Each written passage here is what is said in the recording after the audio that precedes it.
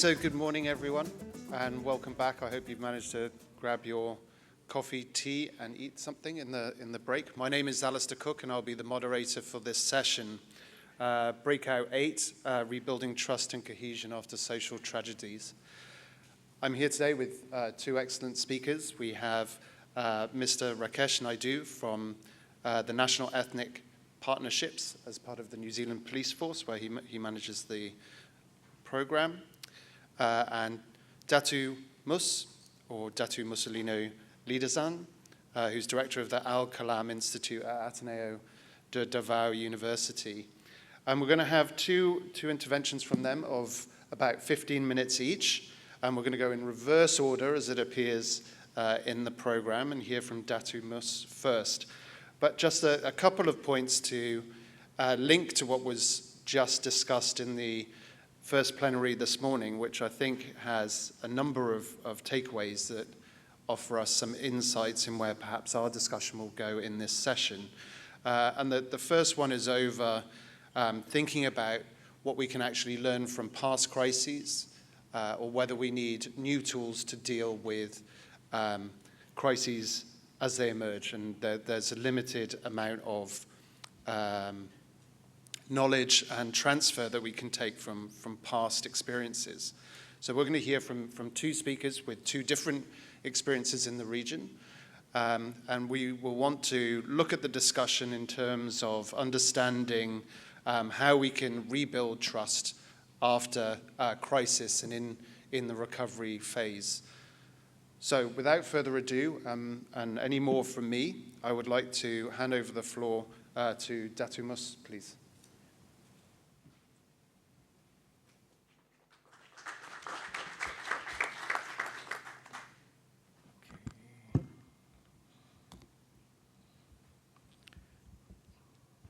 Thank you, Dr. Al.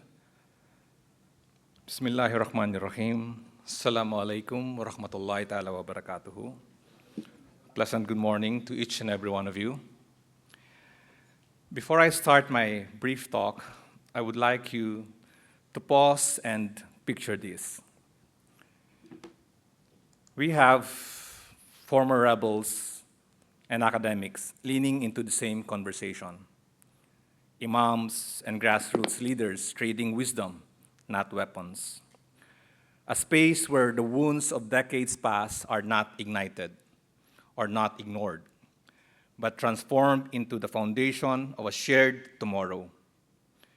This is the essence of a Bitiala dialogue session, which is more than just discussion. For us, it's the alchemy of transforming conflict into collaboration. I chose this metaphor because it reflects what we experienced while lobbying for the ratification of the Bangsamoro Organic Law, a process I will elaborate on my closing remarks. The Bitiala Dialogue session offers one glimpse into the work we do at the Al-Kalam Institute of the Ateneo de Davao University's steadfast yet often unseen engine for peace, justice, and hope in the Bangsamoro and far beyond. For too long, the Bangsamoro region has been defined by division, war, displacement, deep-seated mistrust. But in the midst of this, places like Al-Kalam Institute have become something rare, a meeting ground. Al-Kalam creates a space where Muslims, Christians, and indigenous elders, rebels, and government officials meet, where the wounds of the past and the promise of the future come face to face. The Al-Kalam Institute is reimagining peace building, not with force, but with dialogue, education, and the simple belief that real change starts when people truly listen to one another. Studies have shown that the Bangsamoro struggle isn't just about politics. It's about history, identity, and land. For generations, we were stuck in cycles of violence because it was easier for us to see each other as enemies rather than neighbors. That's why in 2011, the Ateneo de Davao University, a Catholic Jesuit Filipino University, created Al-Kalam. Al-Kalam, by the way, is an Arabic word for the pen. Our mission is clear: to study Islamic cultures, bridge divides through dialogue, and push for policies that bring people in rather than shut them out. Because peace isn't just silence after the guns stop. It's justice, dignity, and the chance to write a new story. In our Bichala dialogue sessions, we create the conditions for transcendence. Former combatants sit across from those they once called enemies. The heat of their histories could spark violence, but instead, through listening, their anger becomes understanding. Their distrust becomes shared purpose. Like alchemists, we know the process is delicate: 1 part courage, 2 parts humility, and the precise temperature of truth. In Al-Kalam, there are 3 pillars in our institute. Pillar number 1 is on research and policy advocacy. We believe that peace is built on facts, not just politics. We don't just talk about peace. We dig deep into what it makes work. From studying extremism to advising the Bangsamoro Transition Authority, we make sure policies are shaped by real voices, not just political agendas. Take, for example, our studies and research that helped draft the Bangsamoro Basic Law, which later became the Bangsamoro Organic Law, that created the Bangsamoro Autonomous Region in Muslim Mindanao. It wasn't just about legal text. It was about creating a framework where Muslim autonomy and national unity could coexist. Our second pillar is what we call as interfaith and intrafaith dialogue, or finding the common ground. Peace isn't just between religions, it's also within them. We bring together Islamic scholars from different schools of thought, Christians and Catholic leaders, and indigenous elders, not to debate who's right, but to ask, how do we move forward together? One community event that I'll never forget was with a former MILF combatant and a military officer sat across from each other in one of our Bichala dialogue series. In the beginning, they were arguing and blaming each other, blaming which one started the war. By the end, they realized they wanted the same thing: a future where their children wouldn't have to pick up a gun to resolve conflict. Today, they're working side by side in building their communities. Pillar number 3, we focus on youth and communities. We build the next generation of peace builders. If we may ask, who are the real game changers? The answer is clear. It is our young people. That's why we need to equip them with skills in conflict resolution, good governance, social entrepreneurship, because peace is not just brokered at negotiation tables. It is forged in neighborhoods and nurtured in communities. Thus, I recall a young student from our university. She was once radicalized, even hostile to our mission. Yet, through our persistent dialogue and a safe space for transformation, she now leads a peace education program in Mindanao with an international NGO. Now, for us, that's the power of transformation. What we have initiated in Mindanao has begun to resonate far beyond its borders, creating a profound impact on various levels. Our efforts are currently influencing significant national policies, particularly in areas such as national action plans on women, peace, and security, and even the preventing and countering violent extremism. This development highlights the broader implications of our work as they inspire a renewed commitment to peace and stability, not just locally, but throughout the entire nation. But I'm sure most of you are asking, where is the Bangsamoro now? After the war, the conflict, and now we have the peace agreement, it's also fair for us to ask, where is the Bangsamoro now? Peace treaties can end wars, but only this alchemy of transforming conflict into collaboration builds future. It is when an imam and a priest co-design peace programs in school. When former rivals draft policies side by side, that's when the impossible become tangible. The Bangsamoro Organic Law wasn't just written at desks. It was forged in these fires, and the fire still exists. Even society has its raw materials of conflict, mistrust, inequality, and fear. Our challenge to you, be an alchemist where you stand. The phrase alchemy of conflict into collaboration captures the essence of peace building as a transformative, almost magical process where volatile elements, deep-seated grievances, historical wounds, and opposing ideologies are refined into something invaluable: trust, shared purpose, and collective action. Unlike narratives that reduce conflict to mere destruction, this framing recognizes its latent energy, an impetus for change. The friction between former combatants, scholars, and communities is not erased but harnessed. Their clashing perspectives become the very catalyst for stronger and more inclusive solution. The goal here is not mere harmony, but agency, the active co-creation of a shared future. Thus, picturing an imams and community leaders engaging not in superficial tolerance, but in a deliberate collaboration, designing interfaith education programs or joint economic initiatives. Just as alchemy required precision, so too does peace building.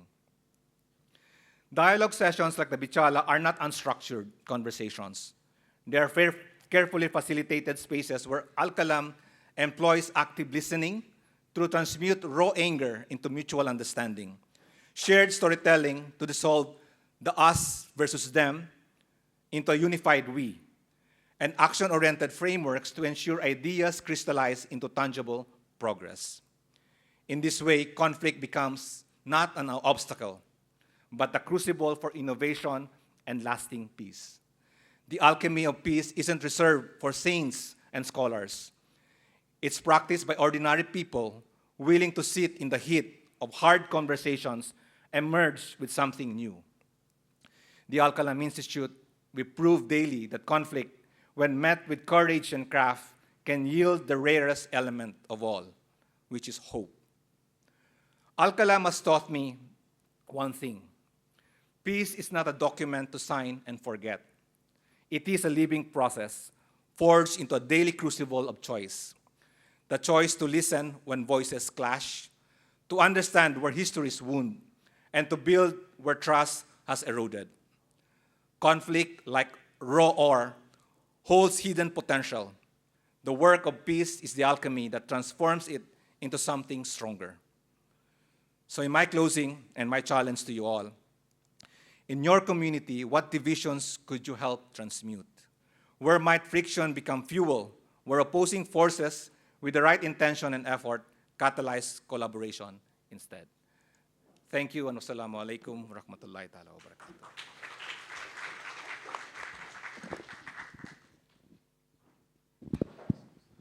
barakatuh. Thank you very much for that. I just want to make or have a notice to the audience that you can enter your questions into Pigeonhole.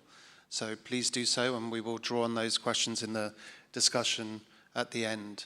But for now, I'd like to invite Rakesh to deliver his remarks. Thanks, Rakesh.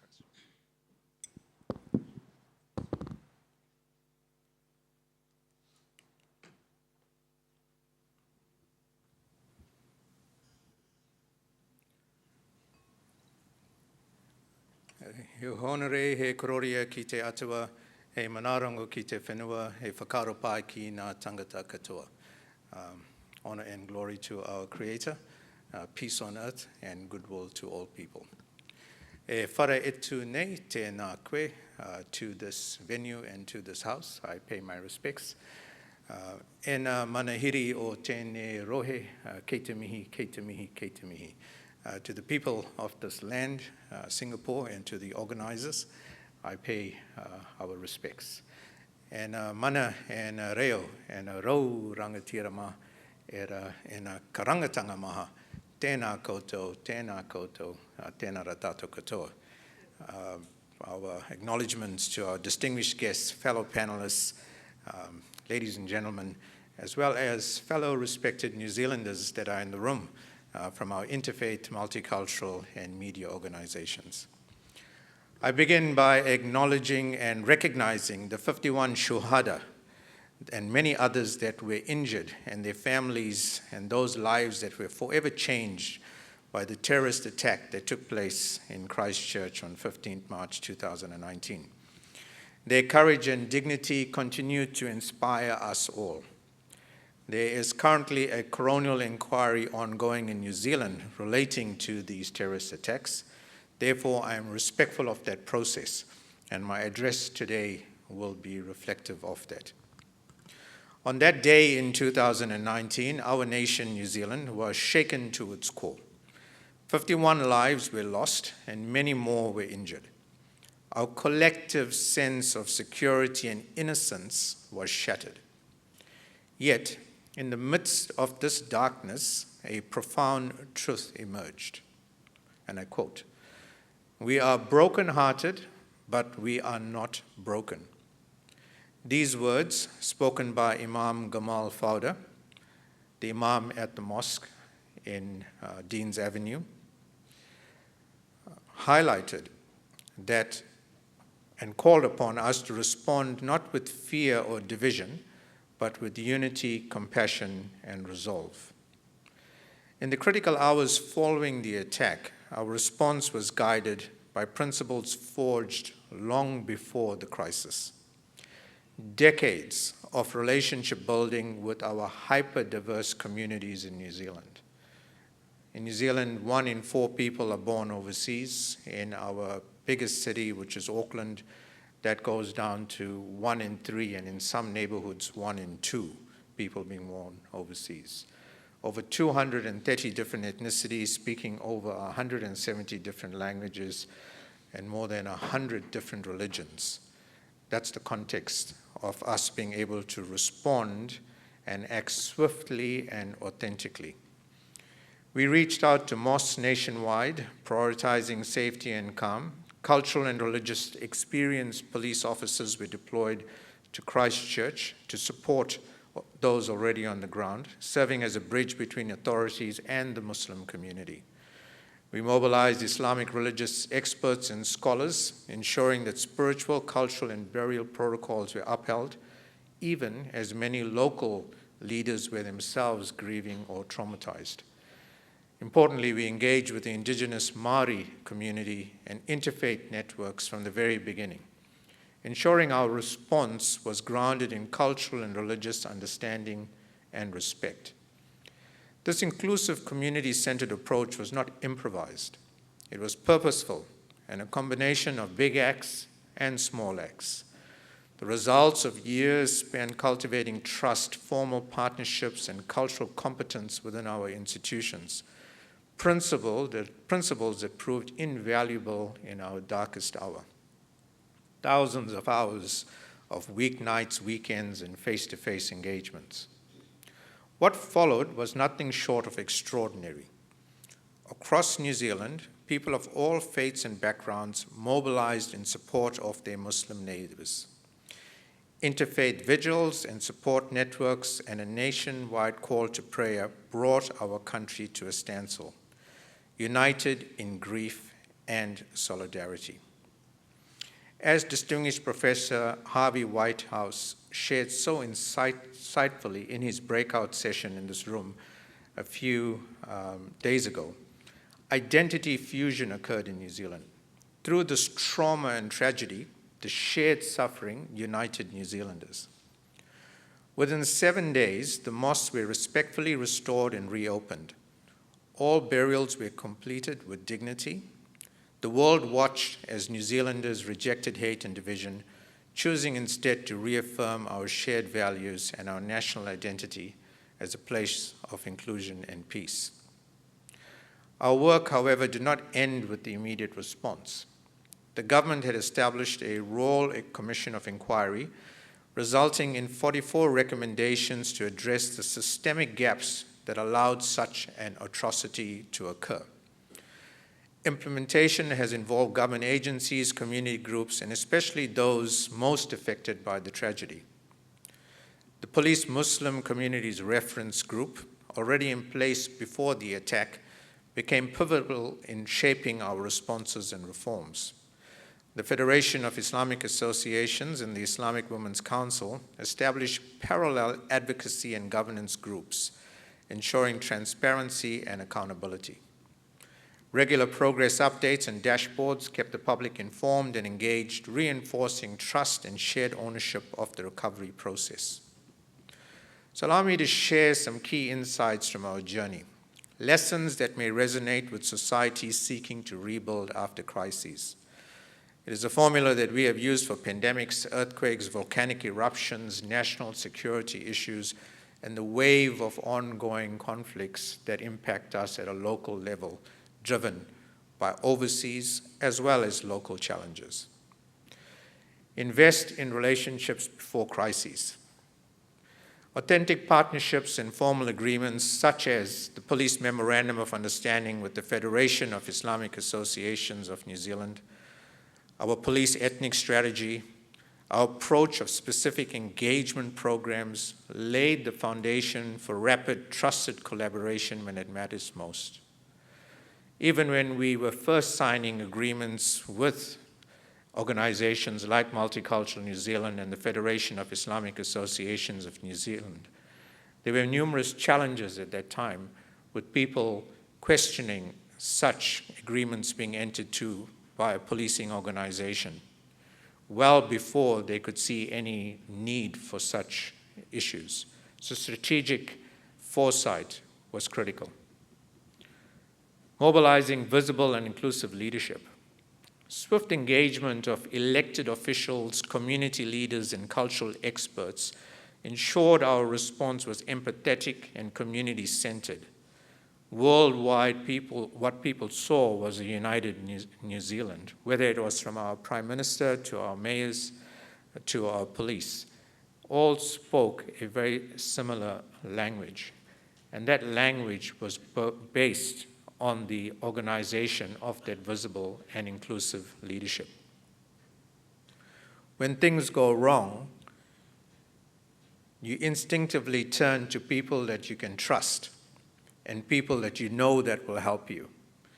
You instinctively turn to your phone or to correspondence or to people that you can rely on. And in those hours of need, that is not the time to be building relationships. Those need to have been forged in fire well before. Embed cultural competence in institutions and indigenous expertise. Officers with deep understanding of Islamic culture and Maori protocols played a critical role in bridging divides and upholding dignity.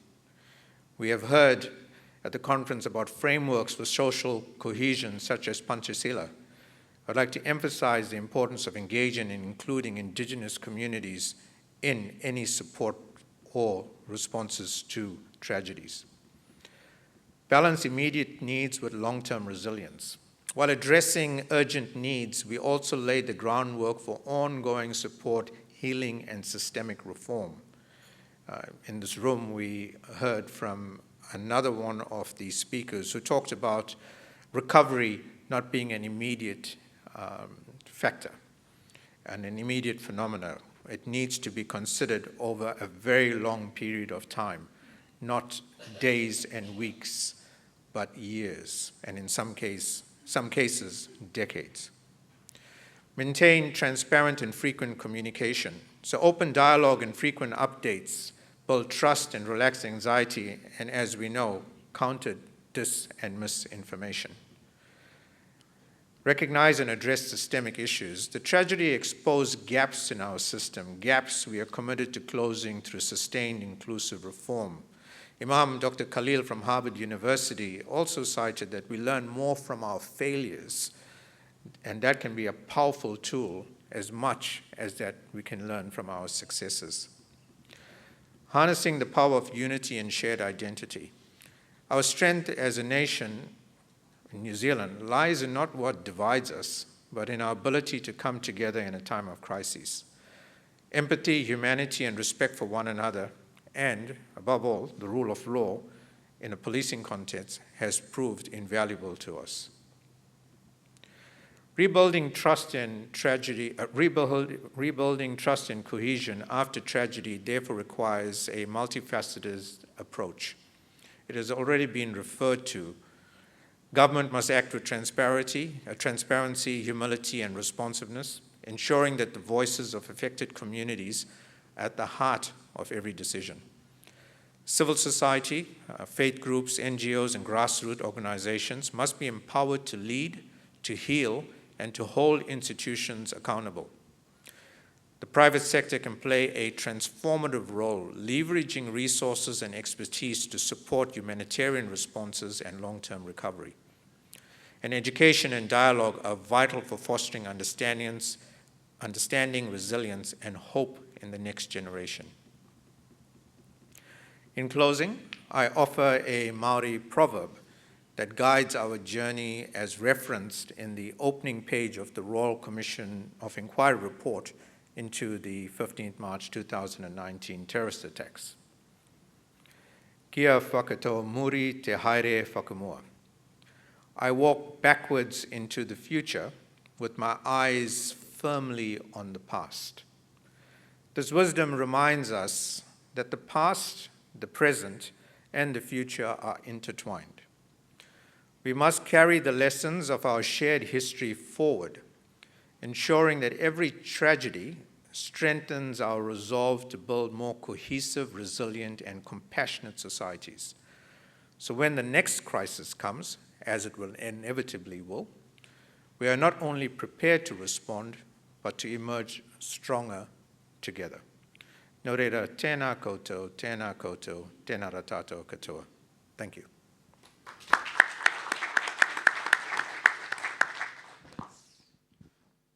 Thank you very much, Rakesh, for that insightful intervention. We've now come to the question and answer and discussion session. So again, just for those who have not yet input any questions through Pigeonhole, please use the QR code available on the screen.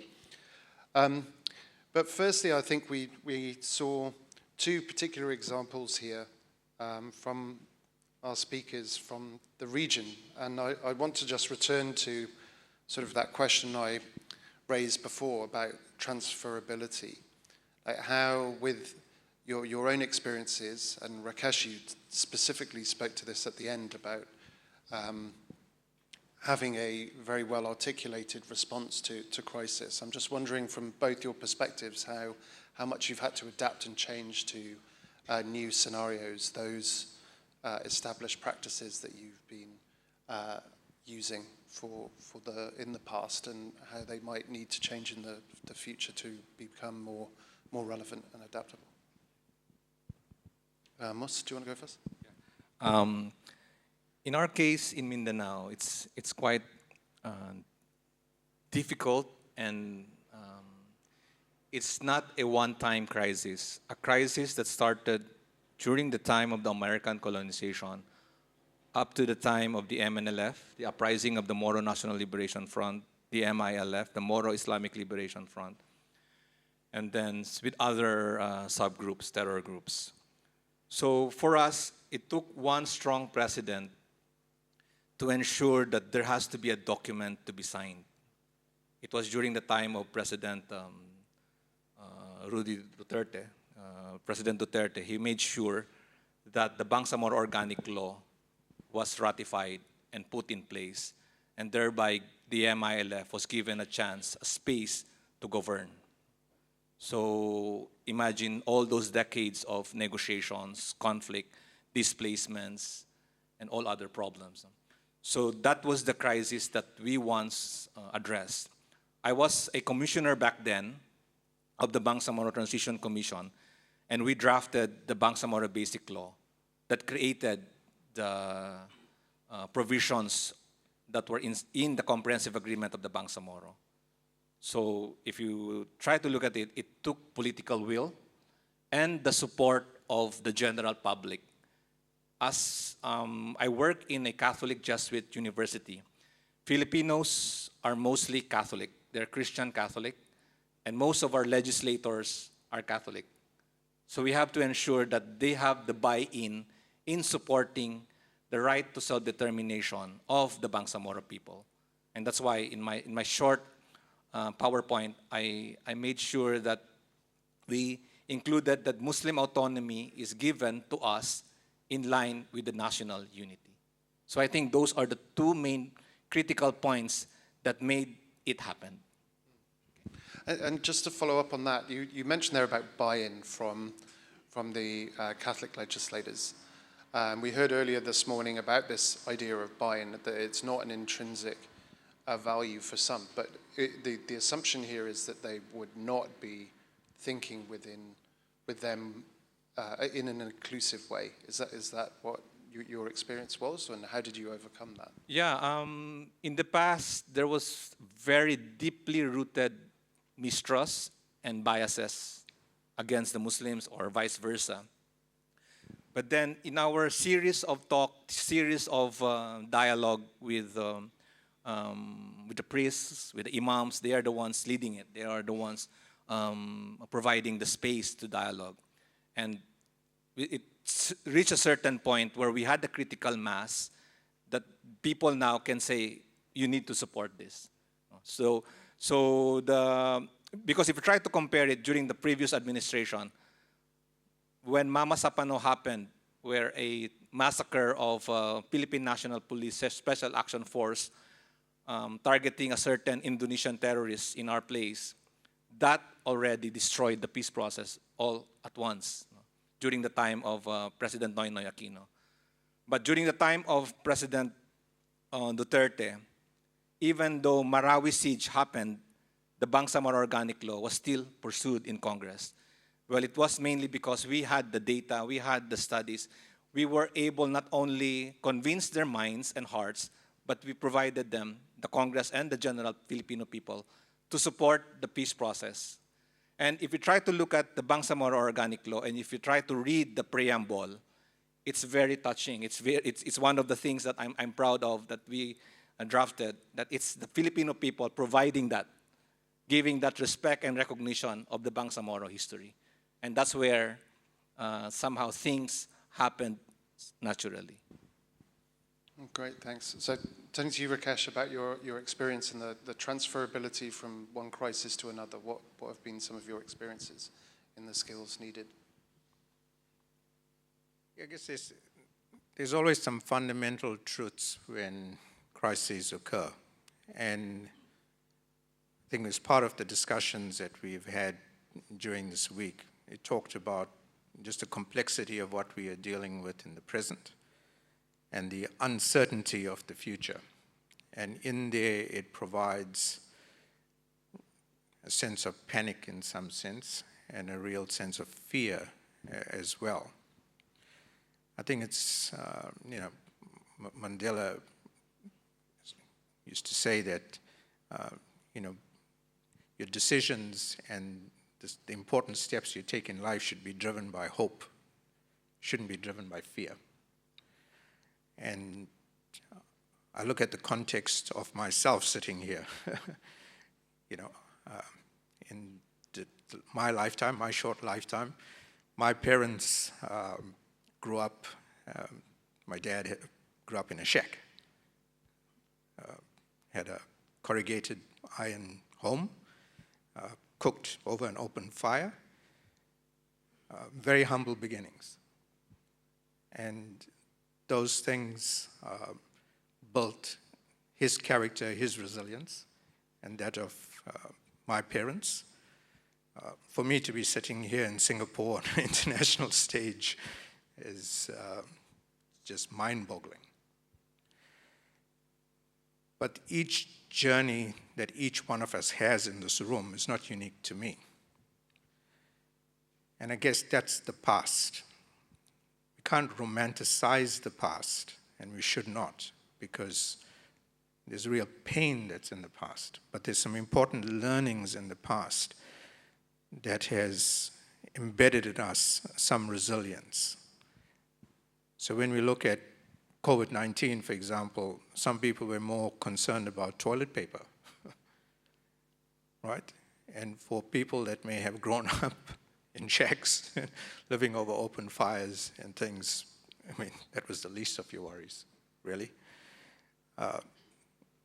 So the relationship aspect, drawing from our history and taking that forward into current context, and then setting at least a guiding light for the future.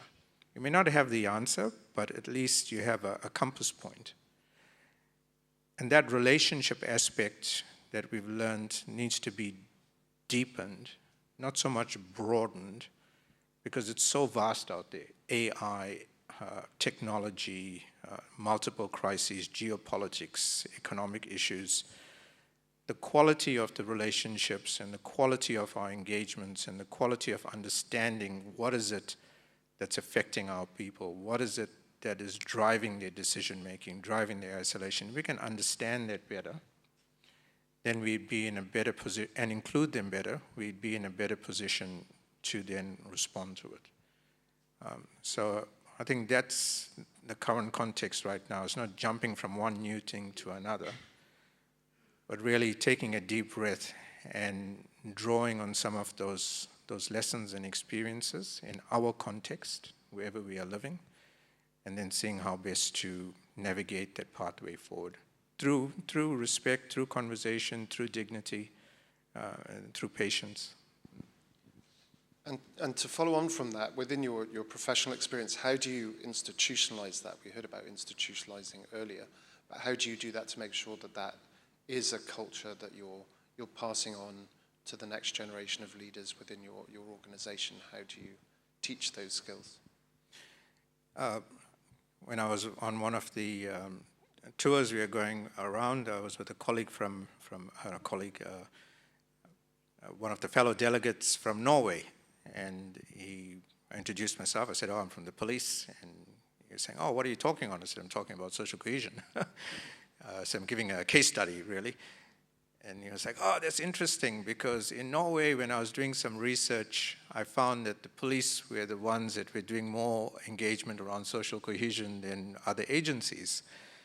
And, by a sense of default, and I guess strategic planning, and in New Zealand, the police have a particular function and position within government that allows us a level of independence, and that independence allows us then to strategically plan. And in that strategic planning, we are seeing the changing demographics of our nation. We are seeing the changing demographics, and in that changing demographics, we are seeing the complexities that are evolving. So being purposeful means putting in place that hardware, the strategies, the policies. And those strategies that we put together initially were driven by our indigenous communities engaging with police, saying to police that we would like to see a different type of policing.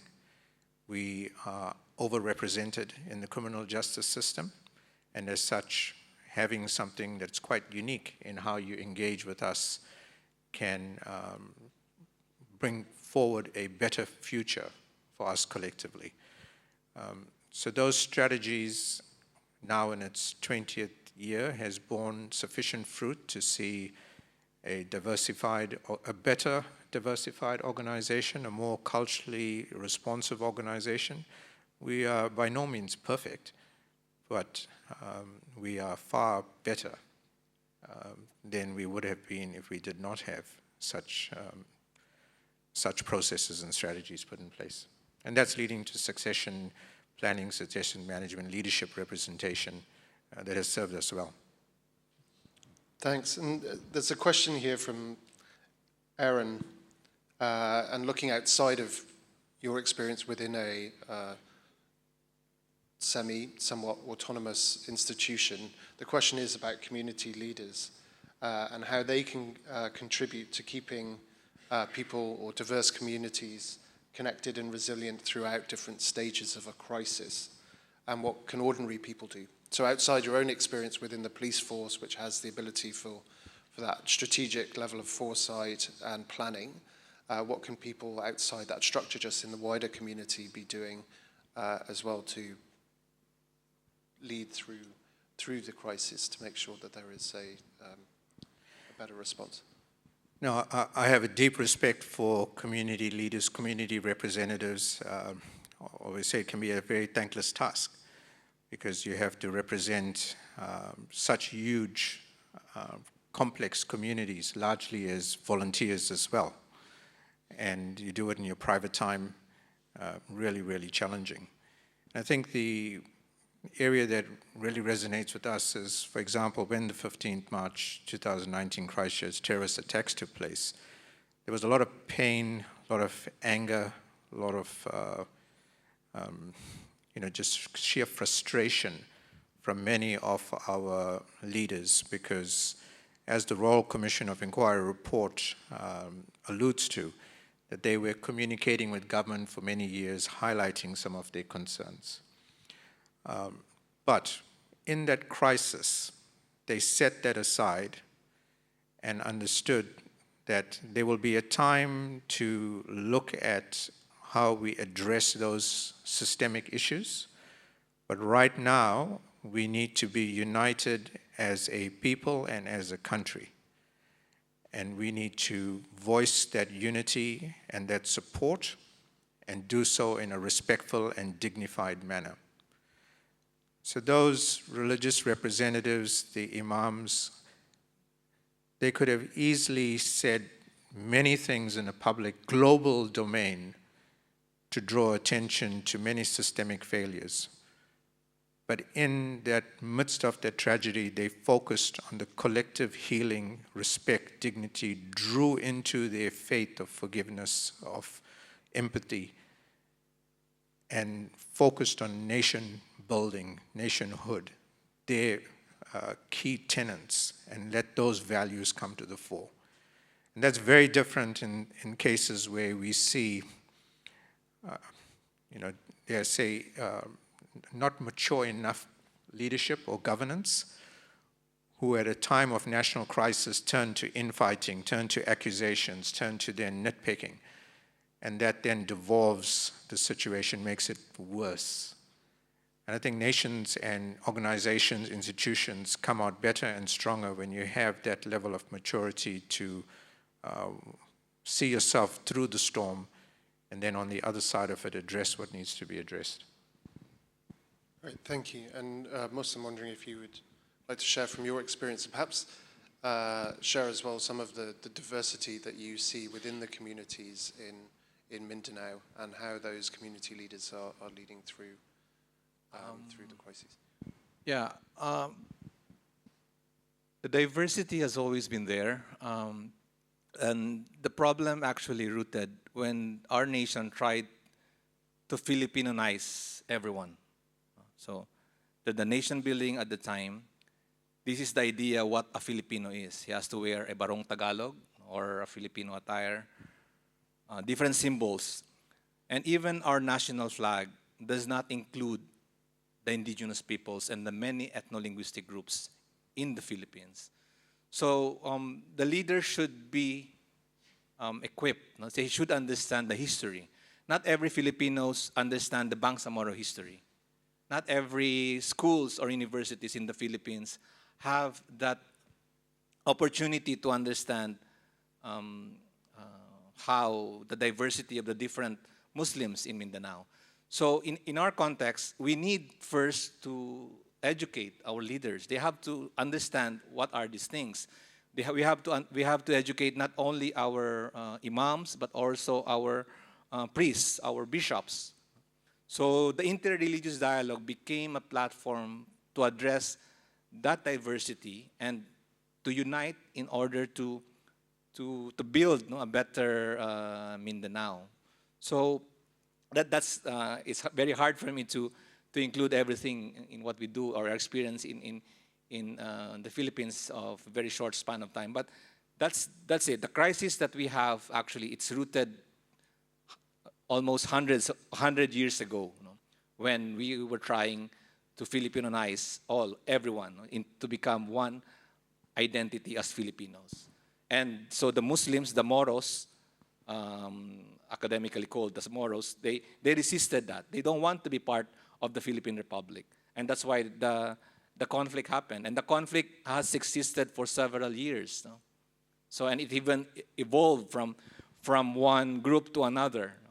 So we found out that one of the leaders that causes this conflict somehow are the religious leaders, no? The imams.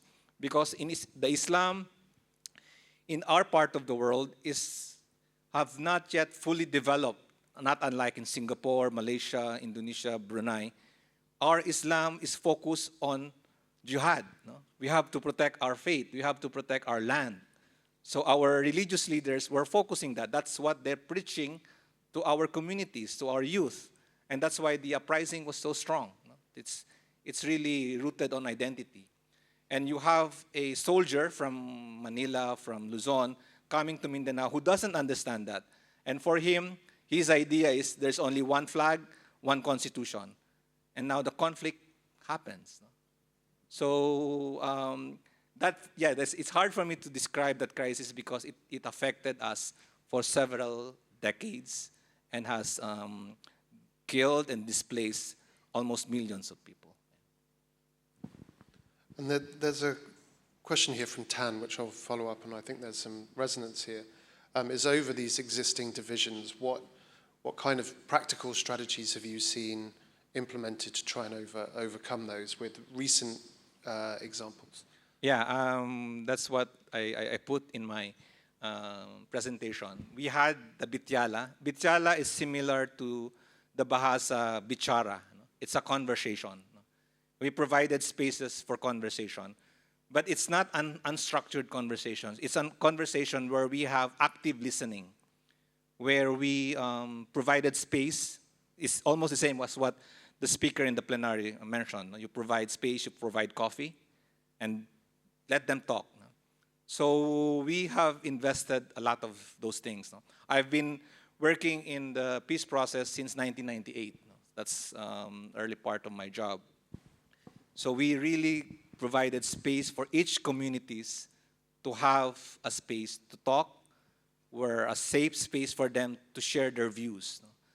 So the government is just talking with moral leaders, but no one is really actually talking to the grassroots what they want.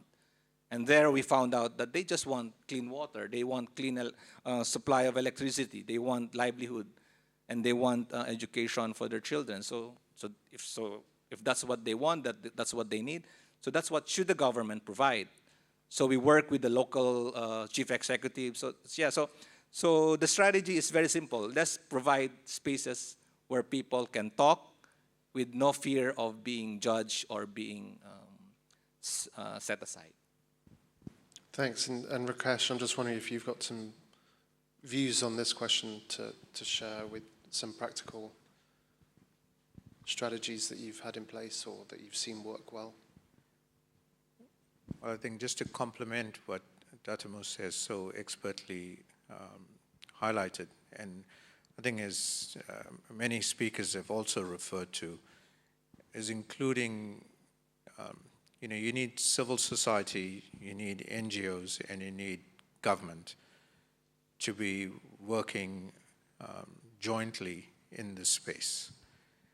And including the voice of communities at the lowest denominational factor, from the grassroots to community representatives in that process, depending on how big and deep it is crucial.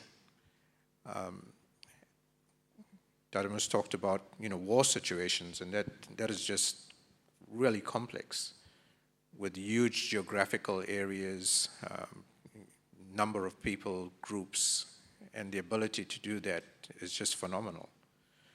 And if you come into smaller country contexts like New Zealand and geographical spaces, that is simply put into areas where you have advisory boards, reference groups, community organizations that you can work with. But those are the heartbeat of your communities, and having that finger on the pulse of those communities, particularly by agencies then government, as well as NGOs and community, really gives you a full picture of what's taking place. So that collaborative, inclusive decision-making process then makes people feel that their voice has been heard. Even they may not like the outcome, but they've been included in the process for it. We've heard this morning about interfaith organizations. I know in New Zealand we have been blessed with having civil society set up their own interfaith organizations outside, without any government support. And these are just religious leaders coming together, putting interfaith networks, and the founder of New Zealand's interfaith network is in the room today, which is phenomenal, Dr. Pushpa Wood. And the same with federations of multicultural New Zealanders in New Zealand that has regional multicultural councils with their communities represented in it. So I think, and again, leveraging off this morning's conversation, this is being done by communities themselves. It's not being directed by government that you must set these things up. This is evolved by communities, and that is wonderful to see, actually, and that's a positive. But they are supported by the government when they're set up. As with many of our community organizations will attest to, is that no, many of them start off by themselves. And funding, I mean, if you speak to any NGO, I haven't found an NGO yet globally that says, oh, we receive enough funding, thank you, we don't need any more. I would say that the common intent of these organizations, they do it out of the goodwill of their heart. And in representative democracies, governments, by and large, let these NGOs go on and come in, and depending on governments of the day, may support them to one extent, may support them to another, but it's their funding is normally quite different from year to year. So all credit to them in the way that they survive and continue to, in that sense, contribute to a resilient society, because they are resilient because they are not dependent on government. And that's I think that's a positive thing as well. Because if you're too dependent on government, the government changes, and then your organization closes. So they've learned, the good organizations have learned over the years how to manage expectations out of government, how to engage with business. And that's a positive thing, I think, about resilient, cohesive societies, having organizations with that level of good and bad experience. And just to follow on from that, one area I think we've talked about and touched on over the last couple of days, but we haven't really teased it out, is about intergenerational resilience. So we've heard this morning, perhaps over a certain pathway by certain leaders at a certain time, to what is it that the next generation, the younger generation are doing, etc. So how are we, or how, in your experience, are you seeing those that resilience being passed on or being transferred, or how is that communication between the different generations? In our experience, young people have always taken an active interest in issues that affect them. And with technology, now we are seeing a global impact of that, where they are not only trying to support themselves at a local level, but they are also, I'd say, advocating on a global level. And their power to harness technology, their power to bring that to the fore of decision making is quite tangible. And we see that in climate change, as an example, where the conversation largely has been led by young people. So that's a real positive. I think there's also the issue of intergenerational trauma, where we've had families that have been stuck in cycles of poverty or been economically disadvantaged, for one reason or the other, and that has been passed on to other generations. And for those generations now to be given the opportunity that their parents may not have had, or economically they may not have had, to be able to be supported through that, and to have that addressed in a meaningful way. So I think that is being recognized more, and it's being understood more. And I think there's different levels of response that's now leading to that. I think we've touched upon in the social cohesion space some of the negative aspects of that, where people become isolated, young people in particular becoming isolated online. And I think the wonderful thing about this conference is we're going to be hearing from young people directly in the next session, actually, and the next day or two. So I think they would be far better placed to talk more deeply about that. But from my perspective, definitely seeing young people more actively involved in social cohesion and issues that are affecting them than ever before. Thanks. And Musfa, you mentioned with the conflict in Mindanao, that's been going on for a number of decades, right? So the issue of intergenerational trauma and shared experience is there. So have you got any insights into what they are perhaps doing differently today than they did before in order to find ways or pathways out of conflict? Yeah, the young Bangsamoro now are quite unique. They, if you try to classify it in just two, the traditional political families and those coming from the Moro fronts. In the traditional political families, the young Bangsamoro, where their great-great-grandfather were once the governors, the mayors, are also now trying to equip themselves. They've studied in top universities. They are having all these new ideas of good governance. So they try to implement that. But they still somehow face the challenge of the elders still in power and still there trying to tell them, oops, you cannot do that, you cannot, don't do that too much. But still the struggle is there. In our university alone, we have produced a good number of young leaders who are now in public service, who are now in holding governor positions in the different provinces in the bureaucracy. On the side of the MNLF or MILF, in the Moro fronts, is the same thing. We have seen also some in their young generations who also have that mindset. So in the new generation, I think it's like it's going to be a competition of who will be the more equipped, who will be the more competent. Not like before, it's just your family name is important. Who's who? But this time, I think in the next 3 to 6 years, the youth now in the Bangsamoro will be more competitive, and somehow they will be the next generation of the leaders in both sides, in the MNLA, in the Moro fronts and the traditional families. Somehow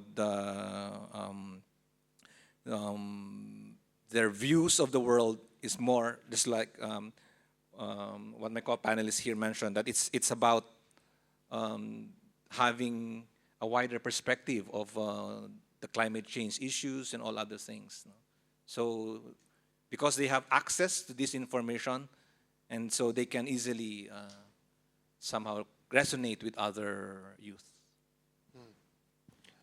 We've got a question here from Su Ying, which sort of follows on from this around the issue of trust. And just seeing what are some of the first steps that communities, and I guess we can think of that in terms of generations or in terms of other different forms of communities and institutions, what are the first steps that they take in order to rebuild trust where it's been lost? And in your case, you've been talking about the traditional families and the Moro. I don't see a template. No, it's actually dynamic. It's not something like step one you have to do this, step two. It depends on the context. In the Bangsamoro region, you can see that most of the schools and universities are mostly private, and they are run by Catholic or Protestant. These are church-based.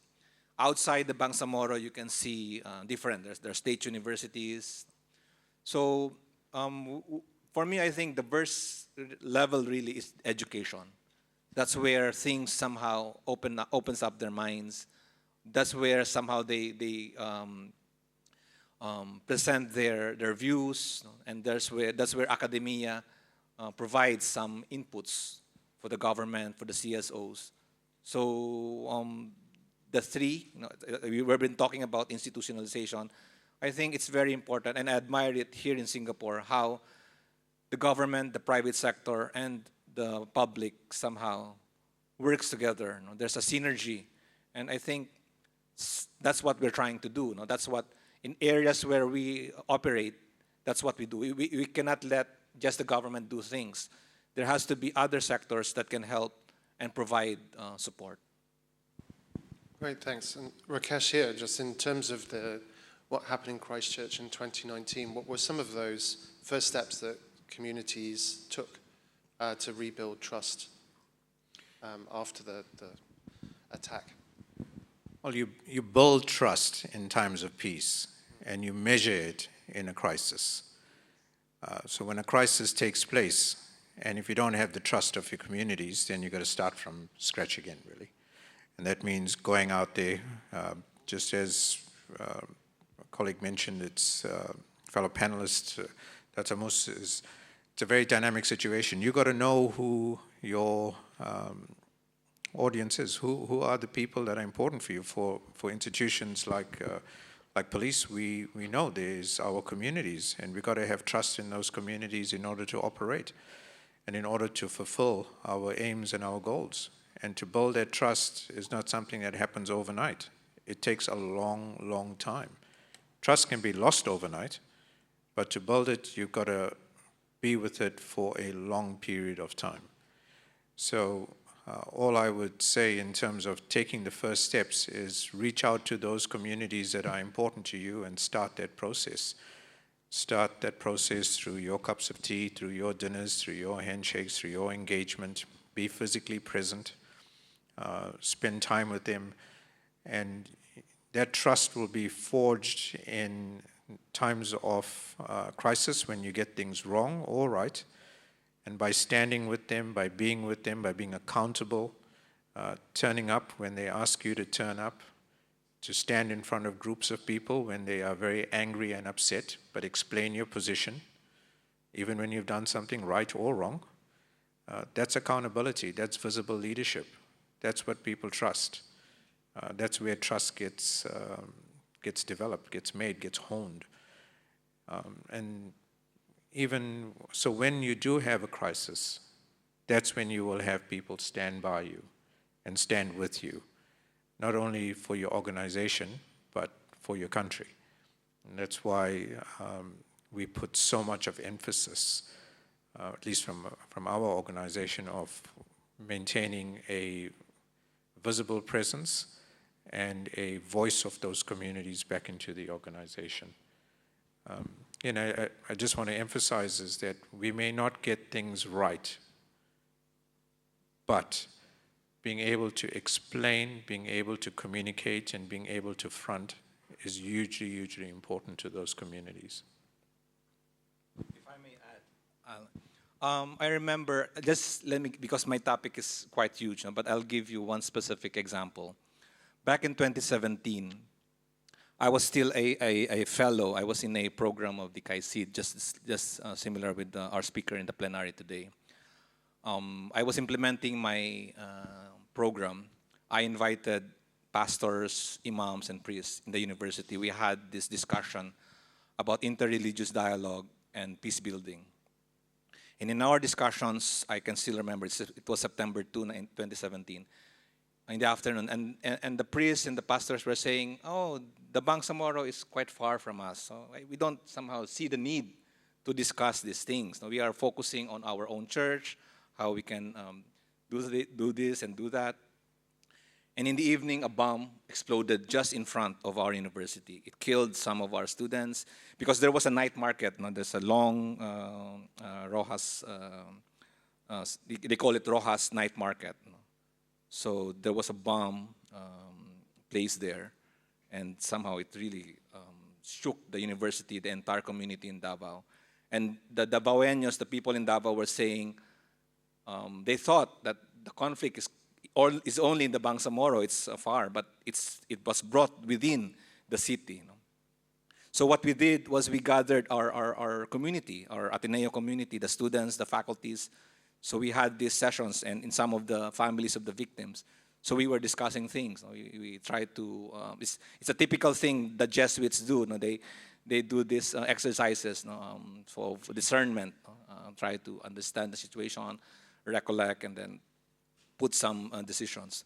So after a series of conversations, we come up with a statement condemning those who did the act and then their ideology.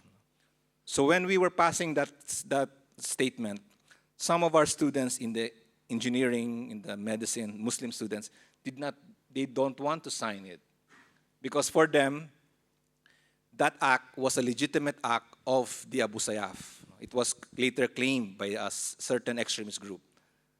So in the university, so what would you do? Now you have these people, you have these students having that kind of mindset. So we respected them. We did not reported them to the police that they are passive supporters of the extremist groups, but rather we continued our dialogue with them, continued the space. That's what Mr. Rakesh mentioned. No? Trust is very important, and even those who are against you should also feel that they can trust you.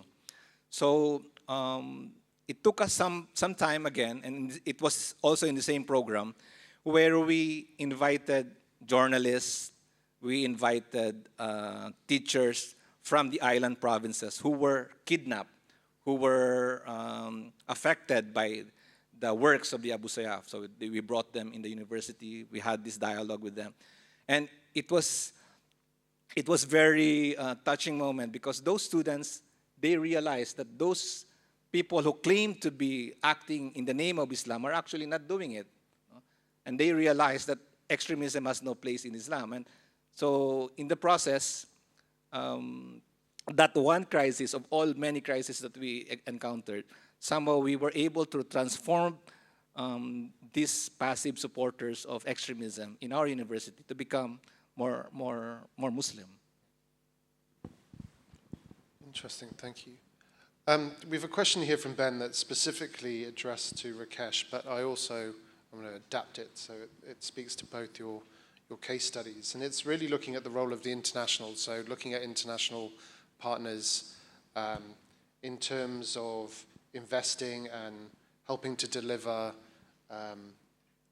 rebuilding after a crisis, and what role can these different international groups take on to generate greater international solidarity and partnerships.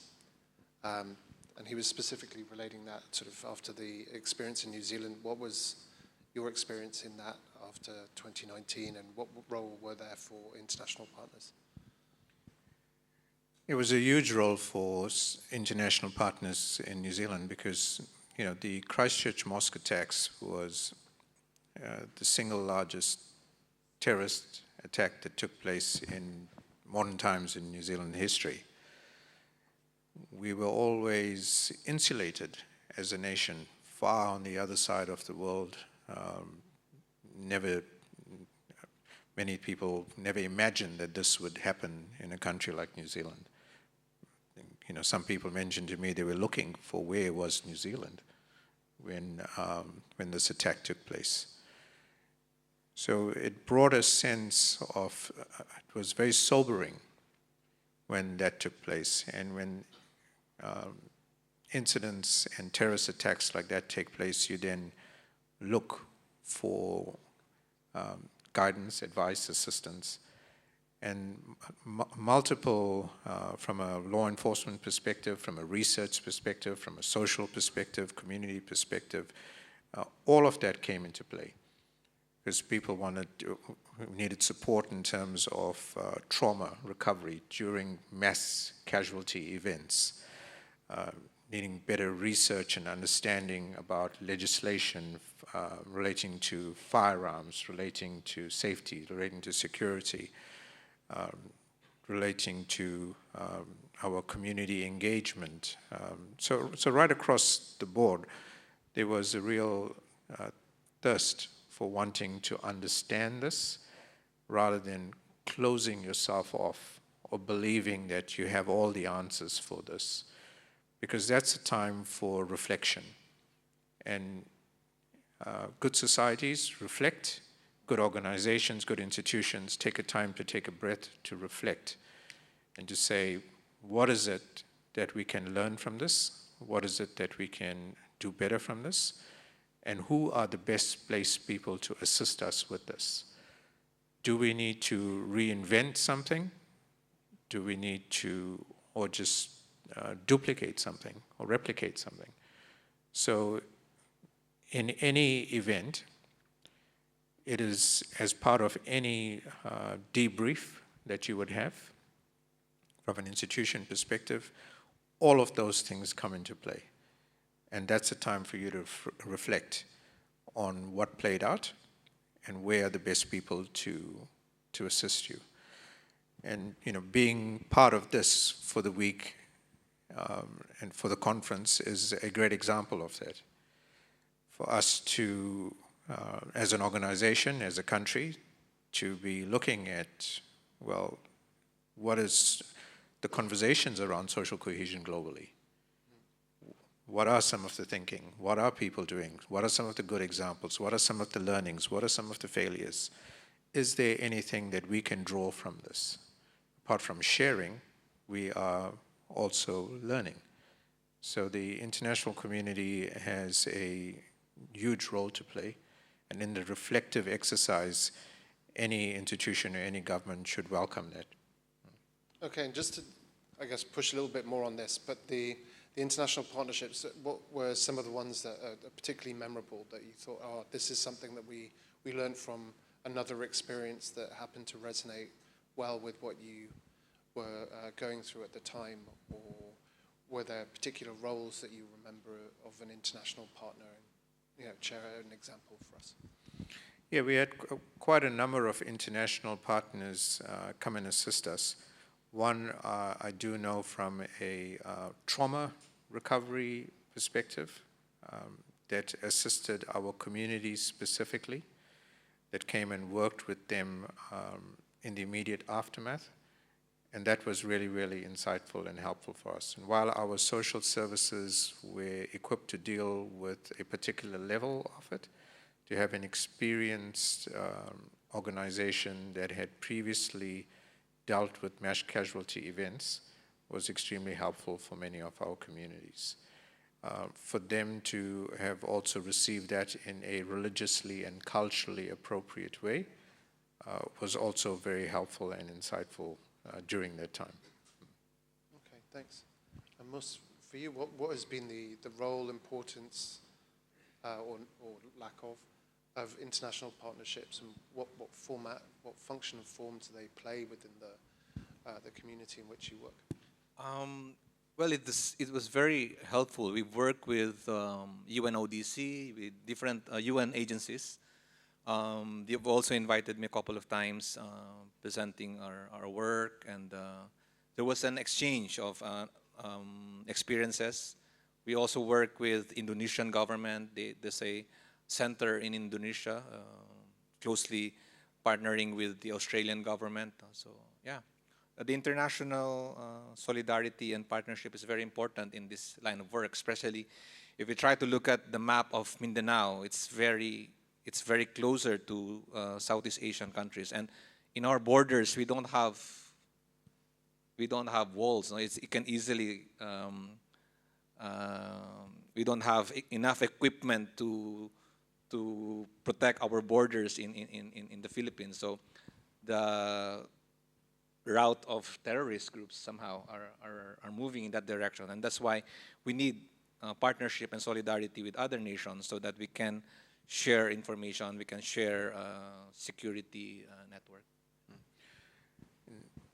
You know, apart from, I was closely involved in the Christchurch earthquakes, the 2011 Christchurch earthquakes. And we had a number of international search and rescue teams come and support New Zealand. That was globally, including from Singapore, Philippines, Japan. And even during the Christchurch mosque attacks, we had our Australian counterparts come over in order to assist us in terms of policing because of the magnitude of what had occurred within Christchurch. During both mass crises, we have very close relationships with our neighbors. And that is common across the region where New Zealand is located, with the Pacific in particular, and Oceania. And that lends itself to some of the other conversations that we were having here at the conference with, you know, what does a good neighbor look like? On a small scale, it's going next door and making sure that your neighbor has food to eat, and if there's any problems, you know them and you can borrow things, and if there's a crisis, you can ask for help. And in a geopolitical world, it's about the country that's next to you. How strong is your relationship with them? Will they help you in times of crisis? So that neighborliness and that respect and mutual support and assistance is crucial, just depending on the nature of what occurs.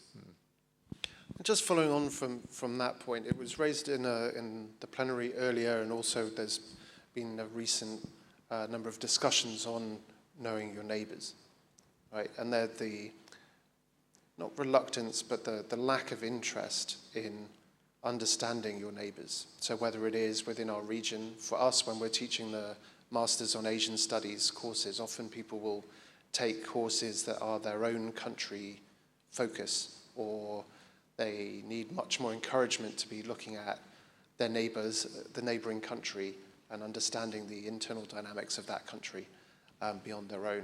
And presumably the same applies in the case of New Zealand and Australia.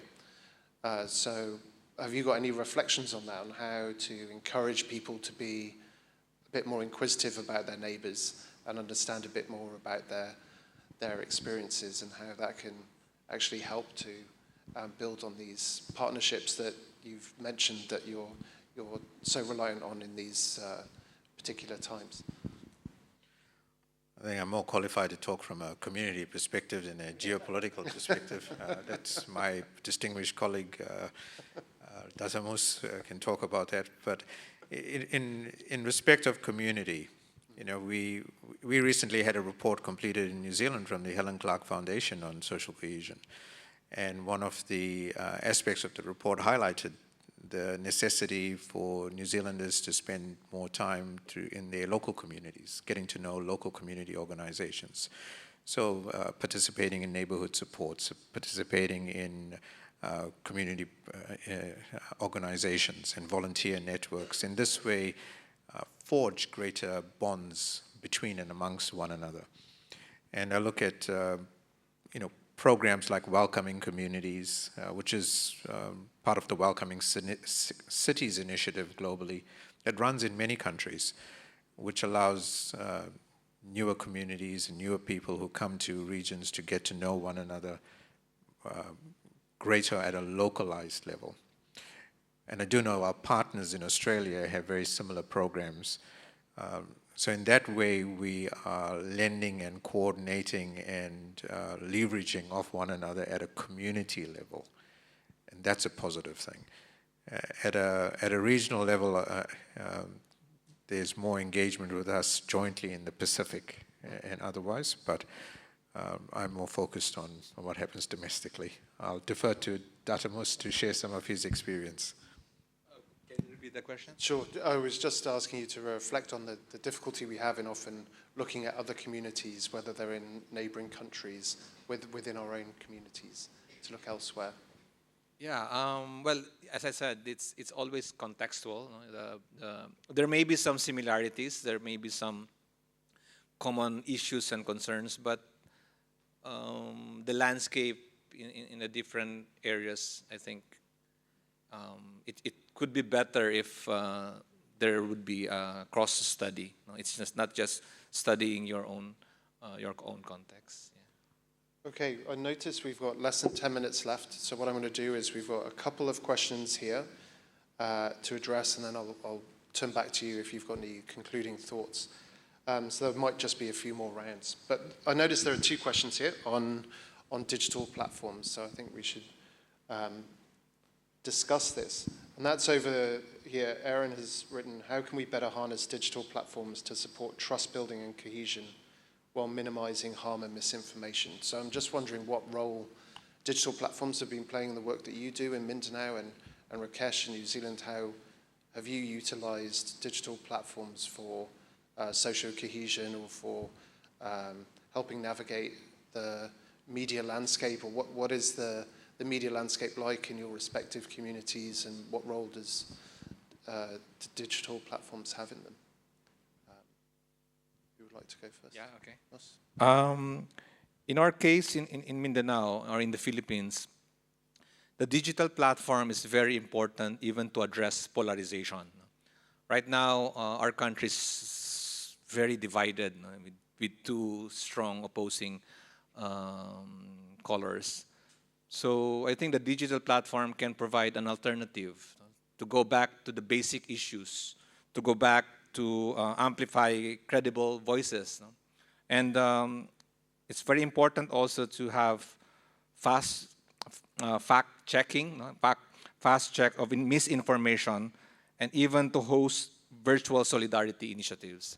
So I think it's very important also to equip our young leaders, our youth today, how to use this platform in order to maximize or address some issues that are misused by many media. Even the mainstream media are no longer that credible. They are being used or being abused by certain groups. So the digital platform can be an alternative form, but it should be backed up with a strong, maybe academia to provide its legitimacy and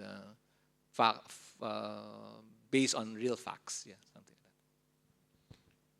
Yeah, no organization can survive without having a digital footprint now. And if you're a government agency like the one I'm part of, we harness it quite extensively in respect of having a presence on it. So whether it's Instagram, whether it's LinkedIn, whether it's Facebook, we've got our own apps. People download it. We download the police app. You get all our media releases sent directly to you. So in terms of minimizing mis and disinformation, having our communities link into our apps, knowing they're going to get official press releases sent to them of any activity that we are involved in, or they can communicate with us through multiple platforms, both in person and online, is hugely significant. Having said that, there's the other aspect of scams and just the whole proliferation of right-wing content and everything else. That is something where we've got to continuously build our capability in, given the pace of change and where that sits. So we're good at some aspects of it, and there's other aspects of it that we need to get better at. And but to how we can better harness it is definitely play a greater presence in there and make sure, some of the conversations again shared that the AI can be trained to do, bots to put out a lot of disinformation, but you can also train it to actually put out factual information as well. So how do we engage better in that space to strike the right balance? I've got one specific question for Rakesh here, so I'm just going to I'll ask it, and then perhaps we'll start to wrap up in the last 4 minutes. You mentioned specifically the importance of swift, inclusive leadership. In hindsight, what decisions were most difficult to make, but essential for restoring dignity and trust?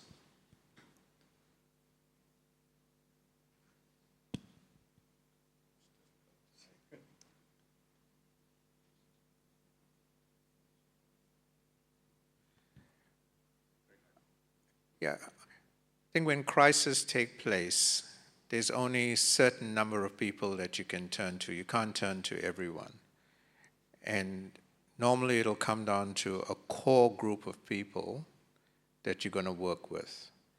And at that time, some people may actually feel that they're not being included. Because, you know, if you want to do things at pace in a crisis, you need to have a core that you can work with and work with quickly in order to get decisions done. And I think that in there you may have some people who might feel excluded. And going back and engaging with them and explaining why they felt excluded can be challenging when people don't communicate that to you.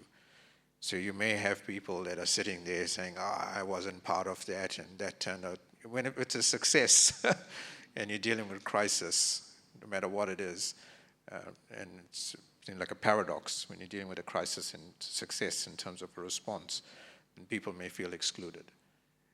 So I think that these are some of the decisions when you are in positions of authority about who you're going to turn to and who you're going to have as part of that group to go forward with. And then, then going back and engaging with them in order to explain why they took place. Thank you. As way of asking you to offer some closing remarks, there's one question here perhaps that we can use to do that, and that's a question by Eric. There's a quote, "Forgive but not forget," usually stated after the conflict. Based on your experience, is it effective to rebuilding trust and cohesion post-conflict or tragedy? Just thinking about that quote, "Forgive, not forget." And then perhaps if you can offer any closing remarks. Musa, I'll turn to you first, and then Rakesh, lastly. Okay. This quote, I think, yeah, it's somehow you can forgive, but you've learned the lesson. That's why you will not forget it. So that's how I should put it. We can forgive, just like what we're doing now. We are in a transitional government. We are in a transitional rehabilitating our communities. So past faults, past experiences, the only way to move forward for us in our context is to forgive. But we need to provide platforms where we make sure that those injustices or oppressions that happened in the past will not happen again, will not recur in the future. So for me, I think that's what we need in every crisis. And as I mentioned, the crisis that we've been facing in the Bangsamoro is so many. It's been recurring, and now we have addressed the vertical conflict, the government versus the rebels.